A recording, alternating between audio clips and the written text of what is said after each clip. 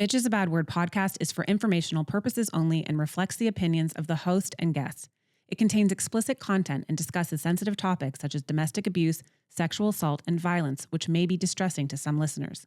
Please take care of your emotional well-being while listening. While we strive for accuracy, we make no warranties about the completeness or reliability of the information, and any reliance on it is at your own risk. We do not endorse third-party views and are not liable for any defamatory claims. Listeners should conduct their own research and consult professionals before making decisions. If you or someone you know is in danger, please call 911 or contact the National Domestic Abuse Hotline 24 hours a day, 7 days a week at 800-799-7233 or text START, S-T-A-R-T, to 88788. We've got your back, besties. Caliber Studios has not independently verified the information you're about to hear.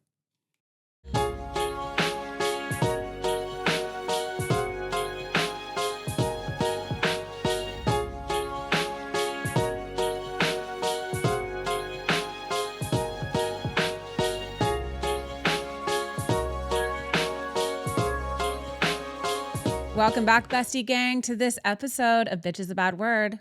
I'm your host, Lindsay. If you're new here, I'm one mom with 4 kids and 0 fancy letters behind my name. I bring on all the experts to help us unpack our experiences together as we navigate this road through and out of domestic abuse. Whether you're listening for yourself and you're not quite sure if you're in a relationship that's toxic, unhealthy, or downright abusive, or you're listening for a family member or a friend and you want to help understand what they may be going through so that you can better show up and support for them, welcome. I'm so happy you're here. This is a tough topic. This is a tough show. Trigger warnings all day long. We talk about violent situations, sexual assault, all the things. So just know that that's a little warning of a trigger that I'd like to give you. And we really are building a bestie gang. So I also would like to ask you, just if you could, like, share, and subscribe. If this episode resonates with you, please do share it. Jump on our social media and share our stories, like on Apple, Spotify, anywhere else you listen to your shows. And we are very happy to be partnered with the hotline. So if you are in a situation where you need help, the hotline is there for you. And please do reach out. They have support for you 24 hours a day, 7 days a week. Their phone number is 1-800-799-SAFE, S-A-F-E, 1-800-799-7233. Or you can text START, S-T-A-R-T, to 88788. We're hearing a lot about coercive control. This is a hot topic with the Diddy trials that just went on, with Cassie Ventura, who is a brave baddie who spoke out and is really helping us understand that certain things that are domestic abuse, certain ways that people treat you, certain actions, verbal abuse, sexual coercion. That coercion is the word we're trying to unpack today. And so today we're naming what most people can't see. It's coercive control. There's no bruises, there's no broken bones, but it breaks you from the inside out. And Dr. Christine Cocchiola is here to help us pull back the curtain and call this fuckery what it actually is. It's domestic violence. She's going to help us understand what it means. And then we're going to talk about her area of expertise, which is parenting, co-parenting with an abuser.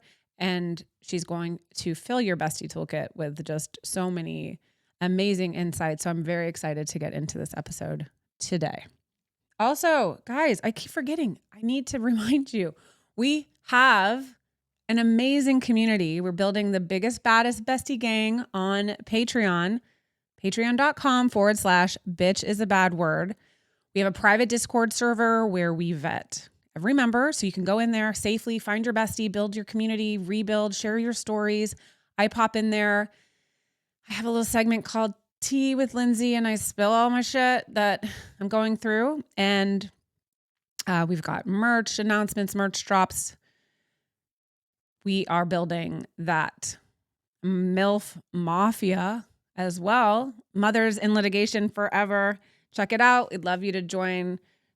We dropped the merch. We'd love for you to support and really build this MILF Mafia with us so we can take our power back. We can help the mothers in litigation forever.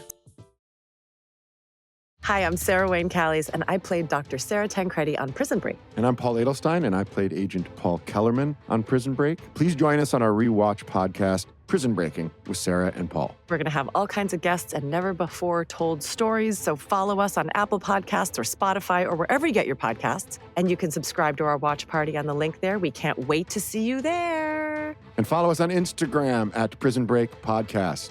See you there.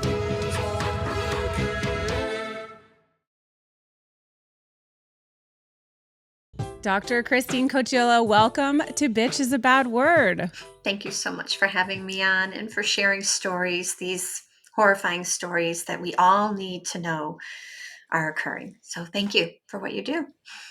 Well, I'd like to say it's my pleasure, but it's my pain into purpose.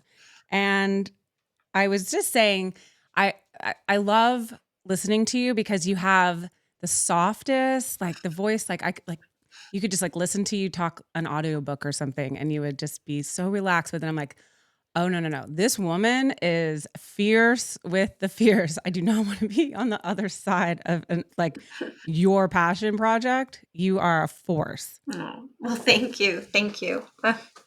Definitely matters. So it does. And so I want to go in, just dive right into it because we're hearing this term everywhere and coercive control. What does it mean? I had no idea what the term meant.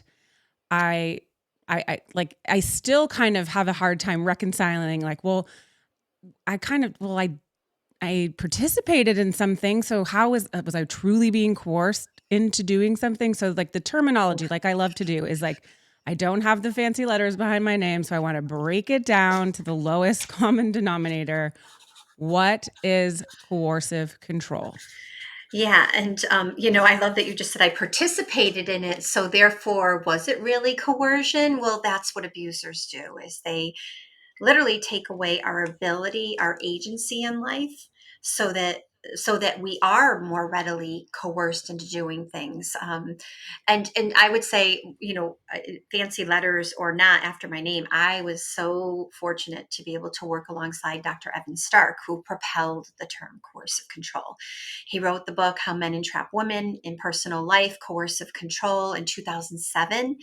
And it was because of years of research supporting victims and survivors. His wife, too, she's a medical doctor. She worked in an ER and she would see the revolving door. Why did women go back to abusers, right? Why? And this, we're talking about physical violence. Somebody punches you, yet you go back to them. Why?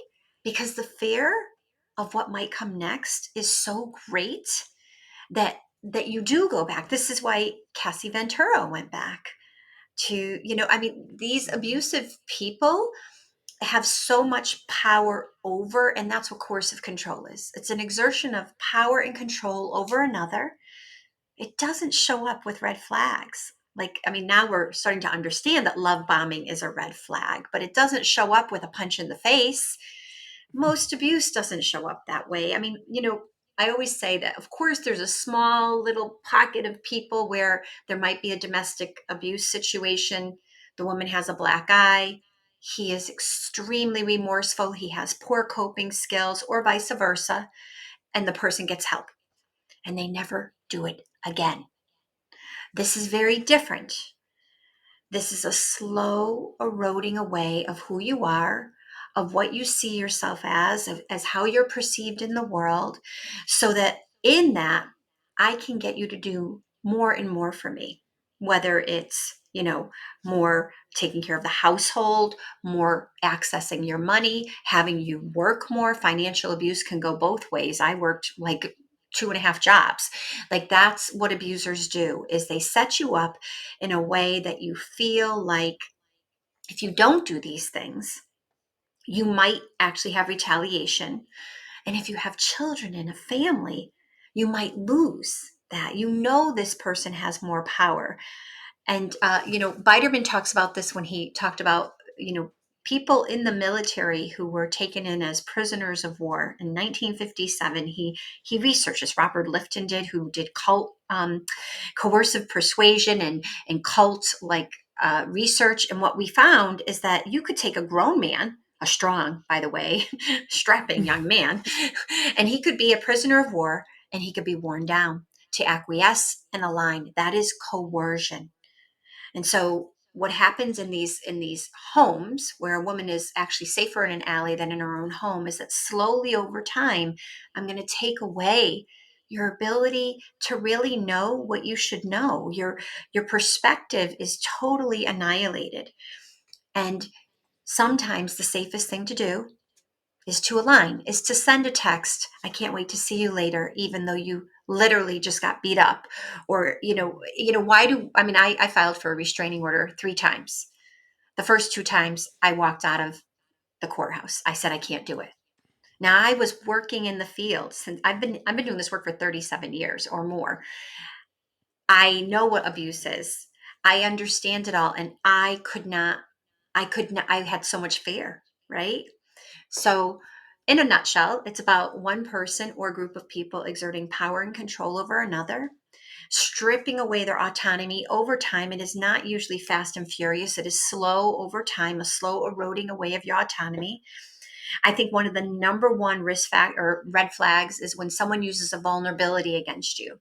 They say something about your mothering, and it may not feel that bad, or they mockery, like they make fun of you in a way that is to mock you. And when you actually say, what was that about? They say you're too sensitive. It's a vulnerability. Maybe you don't think you have a good voice and you start singing and they mock you about it. So I think it's first of all, it is the foundation of all abuse. You think about when someone abuses a child, it's about having power over, it's about controlling them, right? It's about getting them to do what you want them to do. I need you to sit there for 20 minutes. It's coercion and control. It's the foundation of racism. Think about groups of people who have power over other groups and decide that they're going to oppress them to get them to align. We see this in systems in the macro level. We see it with police, criminal justice, etc. We see it in policies that are created. And of course, we see it in intimate relationships. I want to have you go a little deeper with the term powerful, right? Because like I hear the word powerful and my mind, obviously because the Diddy trial is so happening right now, and that I see power as somebody who sits on top of the world, like super wealthy, super connected. Power, you don't have to be those things, right? No. Power it can be easily acquired by simply like I think about the relationship dynamic between a child and a parent. Automatically, a parent has power, right? Think about a teacher and students in a class. Automatically, due to your status in society, you have power. I mean, I know probably we'll talk a little bit about family court today, but what is it about family court's power? Well, it's based on patriarchy. It's based on typically men, and historically men, for sure, historically men in positions of power and having full immunity in making decisions that impact everyone. That's power. We actually have research. The Saunders study and the Jeffay study did research and shows that judges truly believe in the hierarchy of society and see themselves in interviews as the most powerful. Well, just look where they sit on the bench. They sit above everybody. Everybody's in the galley below, looking up to the almighty judge. Mm-hmm. Yeah. So you can, is somebody who adopts this way of treating somebody, is this rooted in the way they were brought up? Is this rooted in narcissism? We're hearing that word all the time. Is it learned behavior? What is it? The pathology of the abuser. Where does it come from, right? So these are people who most likely were born with a propensity to be harmful. And I don't mean in extreme ways, it's a spectrum. We've all met people who are powerful and controlling, and they may be like lower level, you stay away from them, right? And then most of the people, most of the moms and dads I support, are dealing with people who have significant disordered character traits. They're like a 10. As a matter of fact, Dr. Ramani is a good colleague and friend of mine, and she has often said that her people, the It's Not You book, is based on people like, around 5 or 6. I deal with the 10s. Your experience is that of someone who's dealing with a 10, our clientele, right? And so what I would say is that, again, what we know is people are born with a propensity to this. And then, of course, how they're raised, the experiences they have in childhood could exasperate that more, or could actually like lessen it more, right? And so the really great news is that there's no lost hope. I mean, I think there's some really wonderful people out there who do research on this, and they say, listen, some people are just born that way and that's the way they're going to be. And I'm not doubting that. The research shows that, but I have to have a little hope. I have to sit Me in too. I have to sit in a little hope. And, the basis of my work is helping protective parents be the therapists that their children need. Because, first of all, when children see therapists, they see them for 50 minutes a week, maybe. Mm. The abuser's often sabotaging it. The therapist might be complicit. I know there's wonderful therapists, but I have definitely am aware of colluding therapists.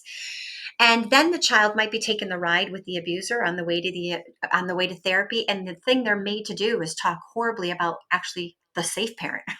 It's like you Right. can't. So what can protective parents do, and what do safe parents do, and what the abuser was probably missing to create these significant disordered traits was unconditional love, was positive regard, was the ability to be authentically myself in my own home.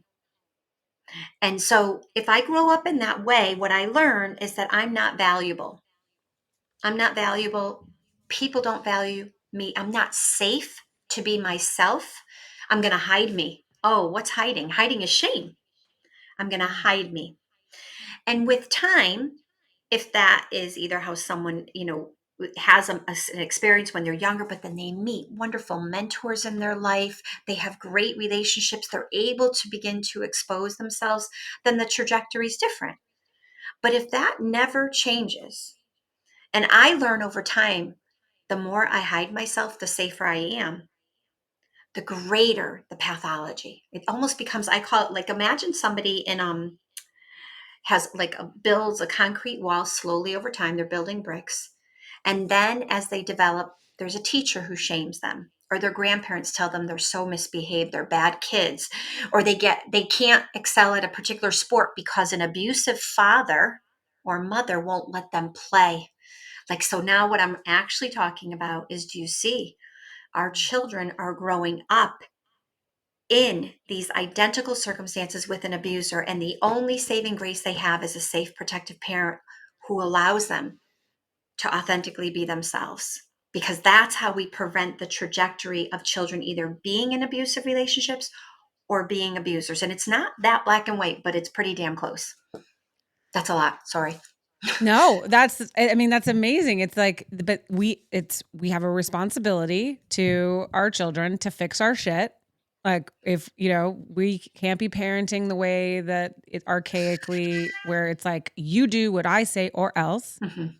We're teaching master manipulation at such a young age. Like, I will give you this if you behave. Mhm. So we're coercively controlling them, I guess, is what I'm understanding. Like, you get a candy for being good today, or like, I mean, the most basic. Benign ways, right. I mean, it's right. But these children, so thinking about these children through the lens of coercive control. So you've just separated, or you're still married and you're living in the home with an abuser. You have to now stop and say, okay, wait, my kid is being abused right Right. underneath my nose. They are hearing horrible things about me, about my family, about their favorite soccer camp. They are being diminished right underneath my nose. And they're really dysregulated with me, man. They're hard to be around. especially when they reach tweens and teens. They are like, whoa, they are like, oh my God, they're mimicking their dad. They're mimicking the abuser. Mm-hmm. And so what is our response? We're trauma victims. What's our response? Oh my God, how dare you? How could you? You sound just like your dad. No, no, recognize they are abuse victims. Right. They need us to show up in a way that is so empowered, even if they're calling us an effing bitch today, because they are actually being either programmed to treat us that way, and or they're always living in fear, but their fear is being projected onto us. It's their pain. Their behavior is their pain. So if we can respond to them in a different way, and that's literally like my life's work, how do we respond to children who are dysregulated, who don't want to go see the abuser, right? Reasonably so, who are mimicking, or maybe just holed up in their rooms and disassociating on video games all the time? How do we parent them in a different way? Because this is not only just gentle parenting, it's parenting children who are actively being abused. I really keyed in on the disassociation because that is huge right now. I mean, like video games are flipping everywhere and everyone thinks like, well, everybody's playing it, so it's okay. But then understanding that someone's disassociating with with their reality, that sounds like somebody who could later turn into a sociopath, like, or like later turns into somebody who's like completely out of touch with reality and has, like, going back to what you originally said, no coping mechanism, no coping skills. So then you only know how to be a bully, right? Well, when we think about the four major trauma responses, one's fight, and the abuser's really good at that. And maybe sometimes in that relationship, you learned to use fight to fight back, right? But that's not your typical flight, right? Which is like people say, "Oh, my kids got straight A's. They're doing great in school. They're the the soccer captain, etc." That might be flight. Like my response is to overdo, to be perfect, to I can never make a mistake. And then there is the freeze, which is the like real clear disassociation. The other one's disassociation, but this is video games, phones, and of course these kids are addicted to their phones. We are addicted to our phones, right? Mm-hmm. And then of course fawn. So the question becomes, is your child behaving in a way that you can really, like, if they're doing a lot of fighting, don't shame them. Understand where that fighting is coming from. If they're doing a lot of fleeing, like in that hypervigilance, I have to be perfect, help them understand, work with them on not getting, oh, it's not like, oh, you got an A plus. It's more like, that's great. I mean, like helping them actually not need to get the A plus all the time, right? Like, I always say, people are like, my kid was an A student, or they're not even going to get into a good college. I don't give a flying F about college with these kids. What I care about is their mental health. And if they think they're getting pressured, everybody's a square peg in a square hole. We are setting them up. They're dealing with so much already. These are kids who end up with eating disorders, anxiety, of course, depression, self-harm, substance use issues. We have to support them in healthy development and healthy brain development. And the abuser's goal is to oppress them so their brain doesn't develop. Because if the abuser can do that, the abuser can control them. So back to your disassociation, I would say that we have to understand also, we're not going to stop them from doing all of these video games and everything. I mean, they live in a world of it. They get carte blanche at the abuser's house. How do we maybe play video games with them a little more? Or maybe, yeah, like find their favorite game, or the little ones who are on YouTube, sit down with them and watch with them. The primary thing that the abuser is trying to do is to oppress them and make them feel unsafe with you. You yell too much, you're controlling, you take away their games, you took all the money, you're the reason why they live in this apartment, like all that narrative, right? That's Mm-hmm. that's an attempt to fracture your attachment to your child, to make your child feel untethered from you, to feel unsafe. The number one thing we have to do is connect as much as possible. as much as possible. And that will help them, A, discern the difference between you and the abuser, and B, help their brain to heal. So the abuser's number one goal is so it's coercive control. They want to control everything, everybody. They don't have to, from what I'm hearing, they don't have to be super powerful. They don't have to have tons of money. They just have to have like a little bit of something, an edge over you. They devalue you over time. And then they just like, I always kind of imagine them this like robot, like manic robot that lasers in. So they're like, what is the thing that this person wants and loves the most? Their children. So Vulnerability.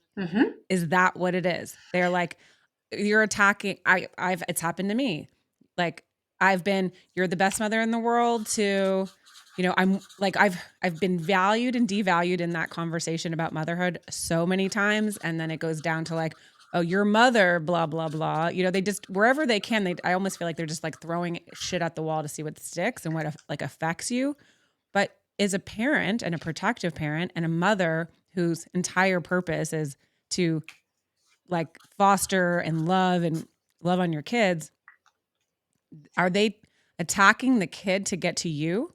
Or what's Right. the game plan? Right. So I think, first of all, I talk about idealization and devaluation in my recent TEDx because that is their game. I'm going to give you, it's what Biderman talked about when he was researching these, prisoners of war under communist regime. Like, you could have someone go from totally, I never ever gave away your secrets, I never did anything against your country, no way, absolutely not, to wearing down, again, a strong, strapping man, to, you're right, I did it. Like, full on admitting it. And I'm sure everyone on who's listening right now can remember a time where they were accused of something and they did not do it, but eventually they just gave up and said, I did it. Right? Because this is what they wear down, they exhaust us psychologically. Our brain, we call it psychological warfare, because it truly is the same game that prison guards play with prisoners of war. And so Dr. Stark talked about it in his second book. Right before he passed, he published a second book, and it's Coercive Control: Children as Secondary Victims. Not because their victimization isn't as huge, but because they are not the primary focus of the abuser. They're just the weapon to get to you. Oh, I have chills. I don't like that at all. No, it's awful. And so it's not necessarily a conscious thing, but I would say that when I think about these abusers, I always say they start day one. The moment you're holding that baby in your arms, you're holding that beautiful baby, they can see and feel the love you have for that baby. And remember, these people are very disordered. They have never felt implicit love. They don't know how to give love. I hate it when mothers, I'm sorry, I'm going to use the word hate it when they Mm-hmm. say, oh, your dad loves you so much. That's not true. He doesn't know how to love. Don't gaslight your children. Don't tell them he loves you. You don't have to say he hates you. You don't have to say something bad, but let's not affirm the falseness here, right? Let's stand in a Right. position of, you know what, like I always say also, don't call him daddy, for God's sakes. That's too affectionate. He's calling you swears over there, or by my daughter was calling me by my first name for 4 years. Like, this is what abusers I've been do. called cunt in front of my kids. Well, there we go. Right. So And so there we then the go. kids might say that. And like, the reality is that he knew the moment you held your babies that he could never love them the same way, that he could never feel that love. And he immediately ignited that shame he has inside of him. Remember, he's got so much shame he's carrying, or she, so much shame. Also knew in that moment that this could be an amazing weapon if I ever have to use it. Look at this. Oh, Look at this. And then for some people, very much threatened by that relationship dynamic, like, oh my God, she loves that baby more than me. She's going to care for that baby more than me. But the alternative to that, which is what I experienced, is I literally was discarded practically when I gave birth to my first child. And like, the children became everything. And I became backseated. I was the queen before, because of course it was all love bombing and all of that stuff for much of it. And then I lost that status. And so here I was, imagine being a mother saying, you know, like everybody be like, oh, he's so loving. He loves to play with the kids. He gets on the floor. And like the hero dad, right? Oh my gosh, Sure. he's amazing. Oh yeah, but wait a minute. We haven't been on a date in 3 years and I haven't received a birthday card, like, right. Right. And try to explain that to someone and everybody's like, you're so lucky. And so talk about being gaslit by your friends and family, right? Because Oh my nobody gets God. it. No one, that's really important to say. I just want to like hone in on that for a second to our besties who are listening right now. Nobody's getting it. It's not, you're not crazy. Just people don't understand it because the perception is reality. They are seeing something on the outside that you don't even understand what you're going through. You can say this with a lens of clarity and like you've pulled back over all these years and understanding, but you're a freaking doctor. You've got the letters. And it was happening to you. Like this is what I love to have women on with all of the degrees who are like, for the rest of us going, I mean, if it can happen to Dr. Cocchiola, it can happen to Lindsay. It can happen to anybody. That's And right. nobody understands it. And they're like, well, look at your great life. You're great this. Everything's amazing. And you're like, I just love that you said, like, I didn't get a birthday card. Don't even try to have a birthday with somebody like this. Like, how dare you? That's right. And that feels so horrible. The feeling is like gut in your gut of like worthlessness. Mhm. And that's the And goal. Isn't that the goal? The goal is, goal. and then when you make a big deal out of it, right? There'll be an Right. after celebration, but it wasn't on your birthday. And so now you're supposed to be okay that there's an after celebration, right? But I think you brought up something really important. Okay. First of all, I want to be really clear that for people on the call who are like, well, he didn't like do X, Y, and Z, so maybe it was an abuse. I want you to really sit with that for a moment because the reality is it doesn't have to be extreme. It can be very covert. It can look like love most of the time. Ask yourself, is there a pattern of behavior to diminish me? Am I diminished every once in a while? There's even if it was last month and I was called a horrible mother, and then not before then, maybe 2 months before then, that's a pattern of behavior. A pattern is one more than one. And if somebody is doing this to you, you have to understand it doesn't have to be these overt cases that get very we see them in the media. I mean, we have a mom in California where she actually got a restraining order because the abuser was giving her 100 things a day that she had to do. Well, that's pretty overt. A judge couldn't say no to that, right? No, but what if it's not that overt? And the other piece to this, I want to ask everybody on the call, how long did it take you? How long did it take you, Lindsay, to figure out you were in an abusive relationship? Because the reality is most of us come to these relationships highly agreeable and conscientious. We want to fix things. Research proves this. We're highly agreeable and we want to fix life. We want to make things better. We keep working and working and working at things. We'll start an Afghan and we'll start it over 10 times till we get it perfect. That's the way we work. And the abuser knows that. That's why my podcast is called Perfect Prey, because the abuser knows she's going to keep working. She's going to work hard at this. I can keep pushing and pushing and pushing. And and a victim's aligned with highly loyal to a fault, forgiving, optimistic, man. That glass is half full all the Oh time. gosh, all the time. Mm-hmm. Like the glass is actually shattered and like it's bubbling over and you're still like, "No, it's good." Like it's we're good. It's okay. We can fix it. We That's can right. fix it. That's right. And we think our love can fix them. We think we are that special person. There's just like destiny put us on their path so that we can fix them. The only way to fix, in my experience, is to break the generational trauma, is to leave. Mm-hmm. And I like that you said, like at the beginning, where you're like, somebody could have had just fucked up and hit you and go get help and never do it again. But I want to tap on that. You should not stay while they go and fix themselves. Absolutely not. No. You're like done, one and done. We have to leave at the first red flag. We need to be okay with leaving at the first insult, because these all escalate. And in my experience, and probably from everybody you speak to as well, an abuser sort of sees what you're willing to take. And then they're like, well, they want to push the needle. It's like everything kind of just Or you become so desensitized by somebody calling you a bitch or a cunt all over at the time that you're just like, oh, it doesn't matter anymore. That just doesn't hurt me. They have to up the game.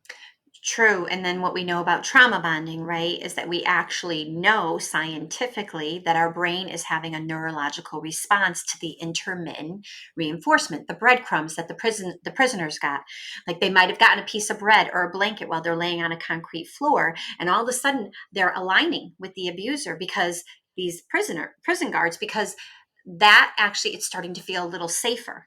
So, and children do this all day long. This is what children are living in. And then we get mad when they want to run over to dad, or they love dad's girlfriend. We get mad. We don't understand that they're living in entrapment.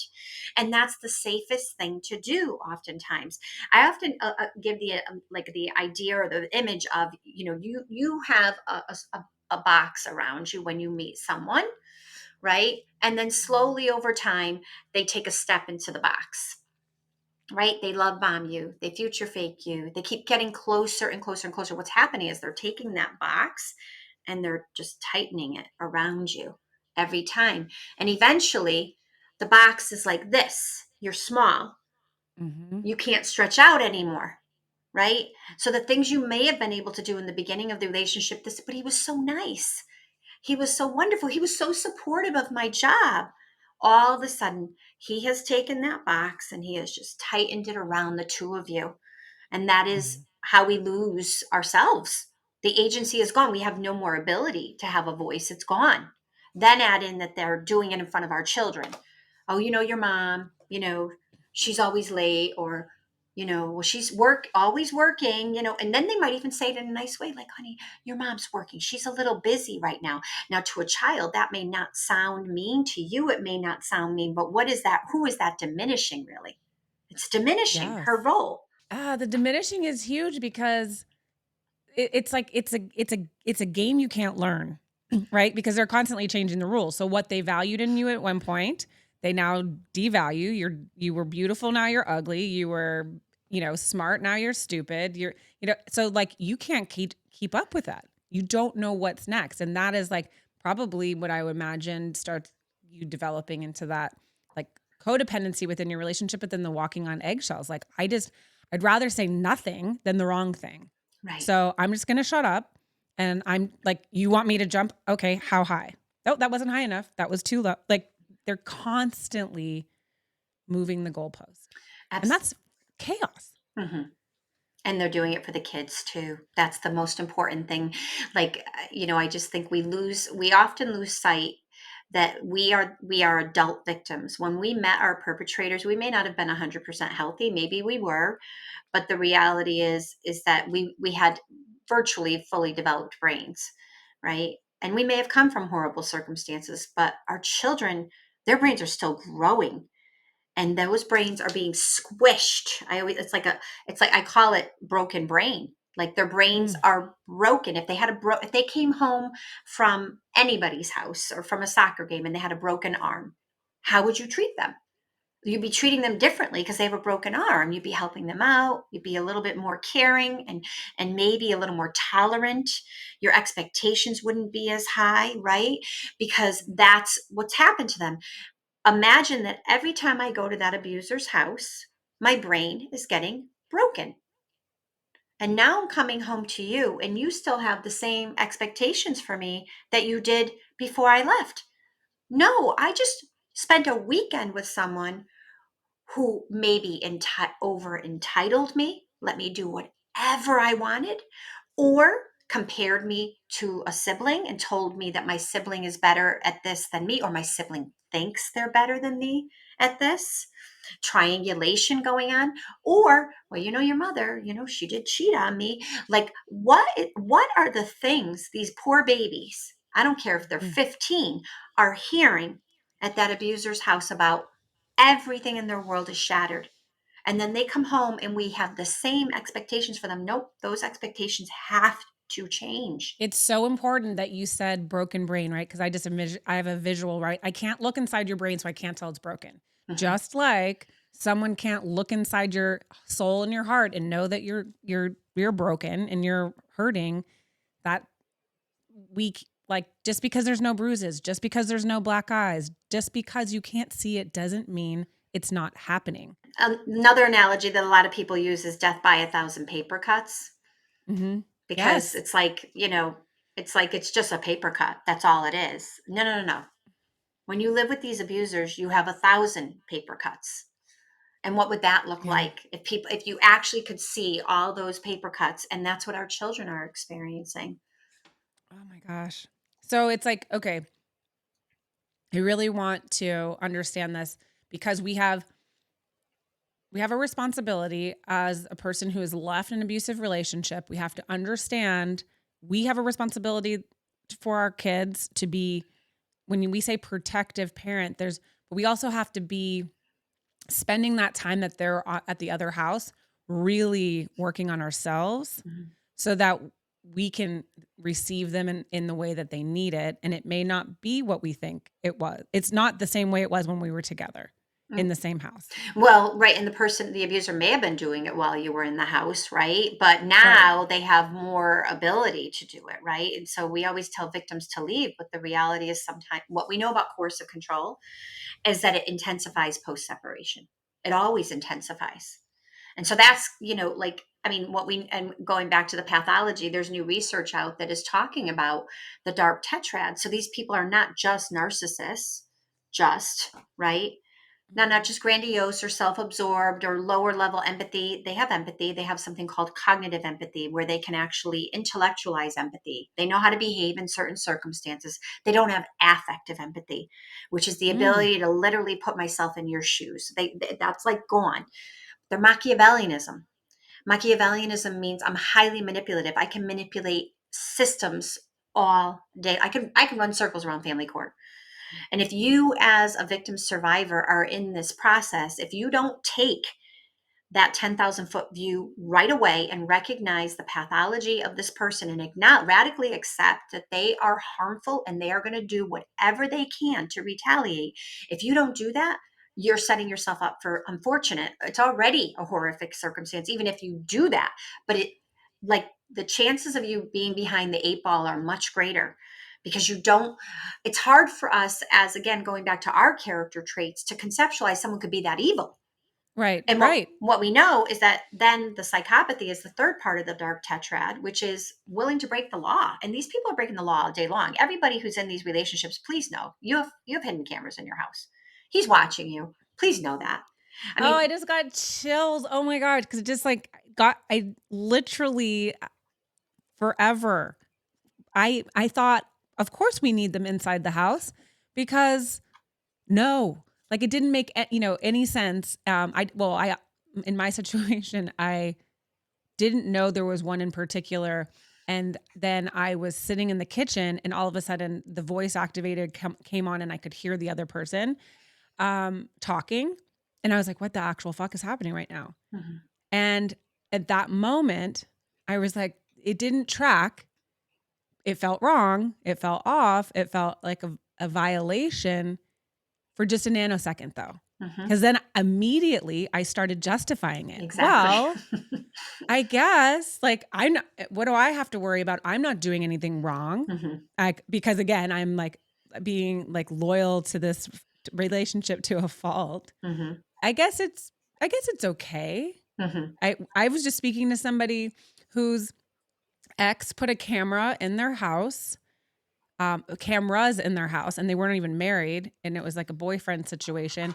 And then they put the Wi-Fi account in their name. So this person can't turn it off because they're like, well, we need the account holder. Well, this is my house, but it's in the account. It's in the name of their abuser. Right. And that this shit's happening. I'm always sad when victims have to leave the house. And I have to tell you, virtually every time, the victims I know, they're no longer in the home. And honestly, that's safer, because abusers have hidden cameras. My ex had 8 cameras up in the house. I mean, this is what they do. And if you think you're being tracked, you are. Your car's being tracked. There's so many ways. I could walk by your phone if it's open and drop an app on it without you knowing. And now I can see all your texts. So, like having a second phone is really important. So that's psychopathy, though, right? Like this, I can break the law and I'll never get caught. or Right. I'm gonna go as far as I can and see like I'm pushing the boundaries in criminality.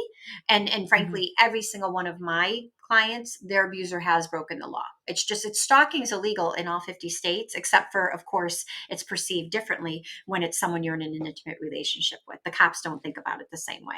No, because they want to see the guy with the axe murder, like with the axe, like stalking and doing that. Like, no, you stalking, rape, like raping in a relationship, intimate partner relationship, that doesn't get really recognized. No, Verbal abuse doesn't get really like. Well, he's just saying bad words. No, he's verbally abusing me. which If is your mhm, partner is calling you a cunt, that is not okay. That is abuse. that's right. And I cannot stand now that I have a broader lens and I can my look back is like, what the fuck, Lindsay? I was just joking. I didn't mean it. Well, that I was just saying that to get a response. No, you don't. No, you can't make that decision for me. You said it to hurt me. You said it to abuse me. But now you feel like you've been caught and I'm on to you and you're going to try to justify it and you're going to try to dumb it down and diminish it and then turn it around, flip it on me. And are you crazy? You're crazy. I didn't mean that. That's not what I was saying. You're so sensitive. Like that conversation happens again and again. And I think that goes back to what you were saying too, where you're just like, okay, fine. Okay. All right, yeah, you meant it as a joke. Okay, I'm fucking done. Right. Because you're so exhausted. And they're gonna just go to the death to tell you that you're wrong and you're crazy. So you're just like, okay, I guess I'm crazy. Hmm. Yeah, and then it becomes a game of provoke and record or bait and switch, where we talked about this a little bit before the call, but this idea of reactive abuse, because if somebody has pushed you so far, you might become reactive. You might finally become angry, or they might do one little thing and it's just enough to like teeter you into a space of I can't handle this anymore. And then you call them a horrible name, right? Or you push them. That is not reactive abuse. Let me be clear. It drives me bonkers when people call it reactive abuse or mutual abuse. The cops call it mutual abuse all the time. It is not. It is self defense. If you have been trapped over and over and over again, and finally at some point you snap, your brain no longer, you have been subjugating yourself for so long, you've been oppressing how you feel, you have not reacted in any way. Finally, you're going to blow a gasket. And that's self defense. We have to move away from reactive abuse because it really pins it on victims. And it says, it's like almost like saying you're abusing that person. No. How many times are you going to call me a name? And finally, the 15th time, I am going to actually call you a name. And now you're going to call me reactively abusive, or there you go. You're the abuser. No, no, no, no, Yeah. no, no. Oh my gosh. And most likely they're just like recording you. Like, look at you being a complete unhinged psycho. And you're like, what? Right. It doesn't make sense. And I love that you're saying that because I had a whole episode about it and that I want to go and like change the title because it's important. Again, I'm learning too. Mhm. And you have these situations where, it's a human response and it's like the victim is always like a mental image of just this like meek and person who's like just so downtrodden and, hasn't showered in days. But again, going back to your like readmit and enforcement, you're not always feeling bad about yourself. You're not like there's some times where you're like, I'm feeling pretty powerful in this relationship right now. I'm feeling really great because like there's no drama. They're saying I'm amazing. Everything about me, they're back to like I'm back on the pedestal. And so when they rip the rug out from you and you're now diminished and then they're back to calling you bad words, you still have some power where you were like, fuck you, and then they're like, oh God, see, it is you. It is you. Look at you. You can't control yourself. That's exhausting too. That is like, and then let me ask you this. How many people are sitting there in that situation? This is a show for the ladies. How many of our besties are sitting there going, shit, maybe I am the problem. Oh. Maybe I did participate. And now I guess this is the best that I deserve. So the moment you ask that question is a really clear indicator that you're not the problem, because abusers will never say, maybe I am the problem. And I should be clear, every once in a while, they might level up and try that, but they don't actually mean it and it doesn't stay.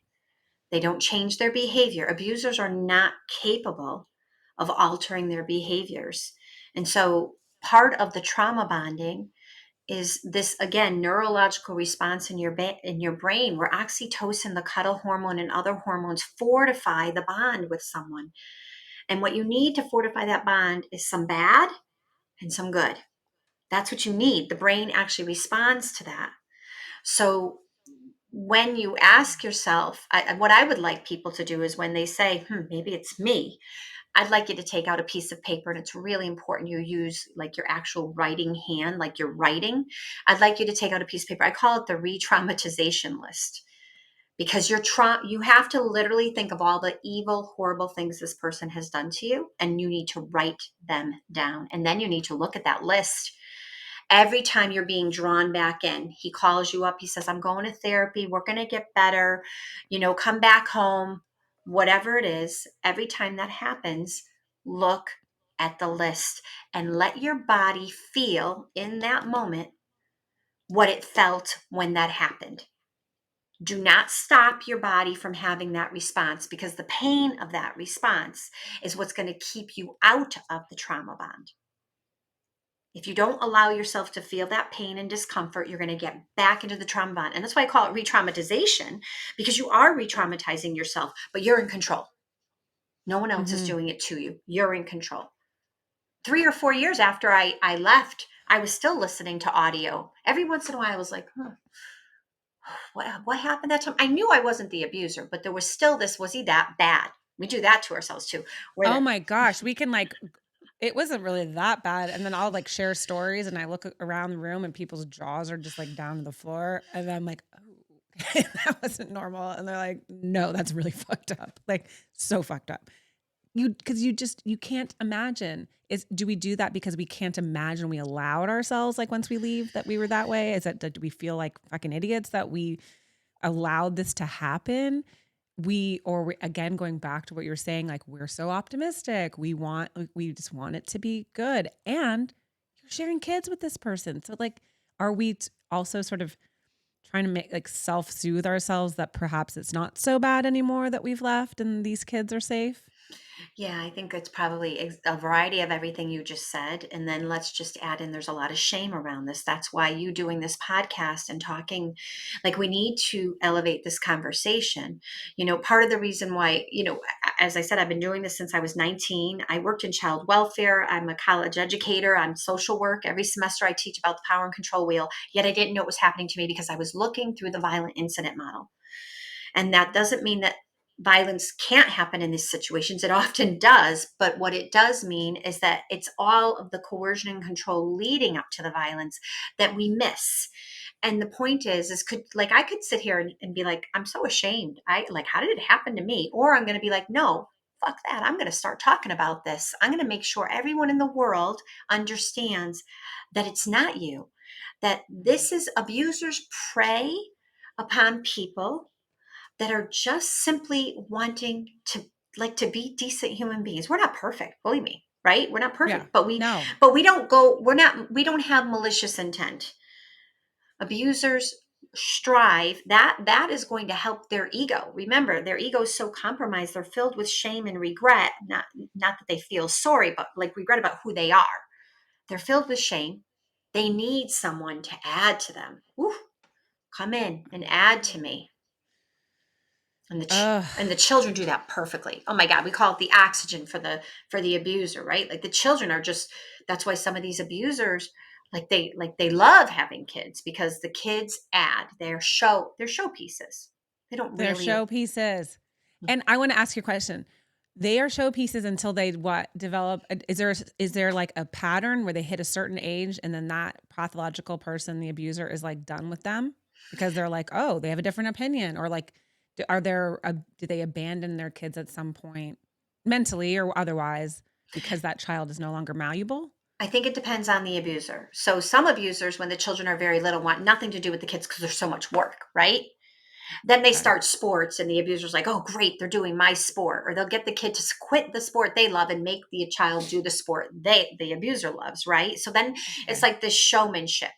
And then, if the kids start to have agency and pushback, these are the kids who are going to get scapegoated, just like you were the scapegoat in your family system. Now a child who is pushing back is going to be scapegoated, and there's going to be a favorite child, and there's going to be a child who's unfavorable. That can switch on a dime. That is not always consistently through, but it can switch on a dime. But again, they're going to prey upon the child who maybe is more of a people pleaser, or the child who may really want things, like a child who like loves it when dad takes them to the ice cream store. The other child might be too busy doing academics, so they don't care so much about the ice cream. So remember, they're figuring out who is going to be more easily coerced by me right now. Now that might change. Mhm. And then I always say, as they develop, this is when they become, I have a podcast episode called The Lure of Teens and Tweens, because as soon as they reach tweens, now they're like, oh, wait, being aggressive or angry at them all the time isn't working. I know what I can do. I'll give them whatever they want. I'll give them the things that we would normally have never allowed them to have. They'll have access to Mhm. YouTube all day long without any parental controls, and that'll drive her nuts. And then Right. they'll be mad at their mother for creating parameters so I can divide them. That's what I'm going to Shit. do. Yes. Oh, yes. And then, just to fast forward, then one goes off to college, we hope, or gets a full-time job. I have moms who have children who are at 21, still no license, still living in their father's home, playing video games all day on their phones. They are so coerced and controlled. They can't get out. They are suffering so much. So the goal is that if you have a tween or a teen, you start talking about what it's like to go off to college. I don't care if it costs you $500,000 to send your child to college. Get them out to college. If you have a young child who you know is being coerced, I hate to say it, but boarding school. Like, if they have any interest in going away, remember, time away from you also means time away from the abuser, and that is Mhm. healthy for them. So what can you do to create more separation, relieve the abuser from his caretaking, because most of the time they don't want that, and then from there create more agency for your child, right? So when one child goes off to college, the abuser is going to pivot to the younger child. No, that's going to happen. I call it the 3 Ps: predict what they're going to do so that you can better prepare. It's the only way to protect our children. We have to think like the abuser. Which sucks, but because they're freaking, they are also, let's just like, for the besties listening right now, they are so fucking predictable. And we are so caught off guard every single time. I'm like, I knew this would happen. What the fuck is wrong with you, Lindsay? Like, so we need to get really like understanding that this is homework. This is Intentional. important. Oof, intentional. Oh, okay. So we know that. What are the 3 Ps? Predictable. And I mean, be So intentional about predicting. So the week your child leaves this weekend to go to to go to the other person's house, predict what they're going to hear, predict what they're going to do, predict, they're going to go out to dinner with their grandma and grandpa, and what they're going to come home and say to you. Because every time they come home, their goal is that the abuser has a goal for them to trigger you. So predict it. Be ready for it when it walks in the door. I had the best time with, dad's girlfriend. She took me here, there, and there, and there. The child's been set up to say that. The goal is to get you to be reactive. If you predict that's going to happen, now you can practice, you prepare and practice your response. Oh, sweetheart, good for you. I'm glad it went well. Huh. Now uh, you didn't get thrown into the jungle, right? You didn't get thrown into it. right. And now you've But protected yourself, but you've also protected them because you did not react to them. right. That is important because you're prepared. Because again, we're all humans. We're just normal people, like living through the world. So when they come home and they tell, I would get I like that you said, like I'd get triggered, going, what? Like, and sometimes I don't even think I said it out loud, but my body energy would change, the mood in the room would shift, and then I was like, wait, you're They, going where? Like, they, he never told me you were doing that. And then I'm like, God, you dumbass. Of course, he's just filling their heads full of shit that he like. they're going to deliver the message, and you're going to be ruminating and like wondering like, well, when is this going to happen? Or why didn't he tell me? Or worse, you're going to start texting them or sending them a message, and they're like, haha, you took the bait. And now we're engaged in a conversation of absolutely nothing, but I'm going to keep abusing you. Now my power's still here. I'm still like, the fuckery is happening. And now I'm engaged. And when you are engaged with a pathological person, it's really hard to disengage because they can go forever. They can. They can. And I would say that, and I'm not just saying, oh, you're a trauma victim, you should predict what the abuser is going to do, and then you can prepare, and then you can protect. Like, I'm not trying to be, um, rather, I know this is hard, is what I'm trying to say. But also, research shows us that if we can trick our brain into thinking we're safer than we are, that our brain will actually heal. This is called changing our cognitions. So if we can change our thoughts, our child's going to come home and say this. Normally, I would be really triggered and upset by that. And I'm going to actually write down these triggers. I tell people, take the triggers, write them all down on the wall, the things your child's going to trigger you with. Okay. Look at them, really look at them. That's why I said intentional before. Be intentional about this. Think about it. Take an hour before your child comes home. Do things to take care of yourself. Take a cold shower, go for a walk, whatever it is. But then, what are these triggers? And then feel them in your body, because you are a trauma victim. Your abuser's goal is to re-traumatize you. So feel them in your body. And now tell your brain, I'm safe. I know what's going to happen.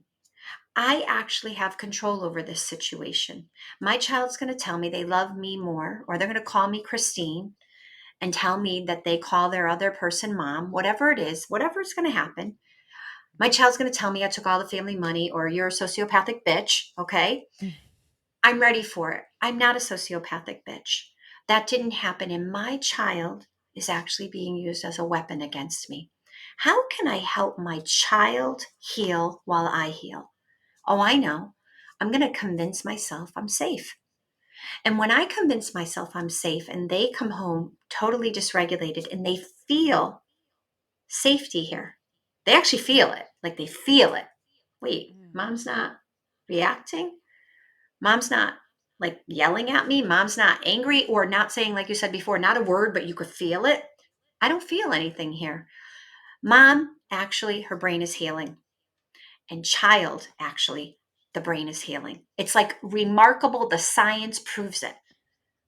So that's why I say mothers, protective parents are their children's best therapists. You could learn how to do this, heal your brain, be more in control, disengage from that abuser's narrative, and help your child heal. Isn't that like that's all we all want, right? Is heal It children. sounds like we won the emotional lottery. Like, hell yeah, that's what we need to do. Yeah. Yeah. And it seems pretty doable. Not like pretty doable. We got to do the damn work. We have to do the work on ourselves so that we can show up for our kids, because they're like young for like a nanosecond. And then, and it's going to shift, right? So what I'm hearing is like as they grow, their needs are going to be different. Obviously, depending on what age your kids are when you've left, their responses are going to be different. But if we do the work, and some of the responses like are going to be really hard to hear, we have to take those moments. We have to put work into healing ourselves to be ready to receive the package of like the brown bag of shit they want to leave on our doorstep and set on fire. That's right. That's right. So healing takes time. It takes intention. It takes intention, and it can be done. And you're going to have to shift and maneuver along the way. But this is exactly why I do this work, because I have seen children begin to heal. And then sometimes it's a marathon. This is not a sprint. There's different things in life that come up. The abuser changes. The abuser's always shape shifting, and we have to shape shift with them. So I just want to ask you, if you have one tool that our besties can put in their bestie toolkit, what would it be? That one tool, if anything, would be that you have so much power and influence in actually helping your children develop into healthy human beings. You have so much influence. I love it. We have power and influence. Okay. Well, we're going to have you back a million times. And I'm so grateful for you being here. And I would like to welcome you, if you'd like to accept the invitation, to our bestie gang, which is you're a BFF, a bitch fighting for freedom. And we are just doing the damn thing, being loud, sharing our stories. So if you would like to join our bestie gang, we'd love to have you. Oh, I'd love to do so. Thank you. Thank you so much, Lindsay. I appreciate it. Amazing. Okay, we will see you next time. Thank you for joining us on this episode of Bitch is a Bad Word. We love you. Thank you again. Thank you. What an amazing episode with Dr. Christine Cocchiola. She is our new BFF. She has joined the Bestie Gang. We have all of her resources in our show notes, and definitely follow her on Instagram. She is a wealth of information, and she is just pure passion, helping us understand and unpack the situations that we're in.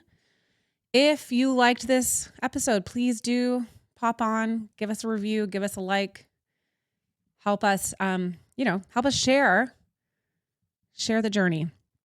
Thank you for joining us. I am so excited. You can follow us on Instagram at bitchesabadwordpod, TikTok and YouTube at bitchesabadword. Our phone number again is 331-BITCHES. Send us a voicemail, send me a text. I answer everything personally.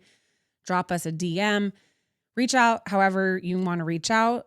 Remember, there is no safety in staying silent. If you are in any immediate danger whatsoever, please phone 911. Reach out to the National Domestic Violence Hotline at 1-800-799-SAFE. That's 1-800-799-7233. Or you can text START, START, to 88788. Crash on a friend's couch. Do whatever you have to do to get safe. Know that we love you. We got your back. And we will see you next Tuesday. Bye, besties. Our editor is Kevin Mackler. Our music was composed by Drew Kevorkian. Our art design was created by Eric Johnson and Kevin Roche. We have a bunch of amazing interns that are joining us. And our intern is Joe Melson. This has been a Caliber Studios production.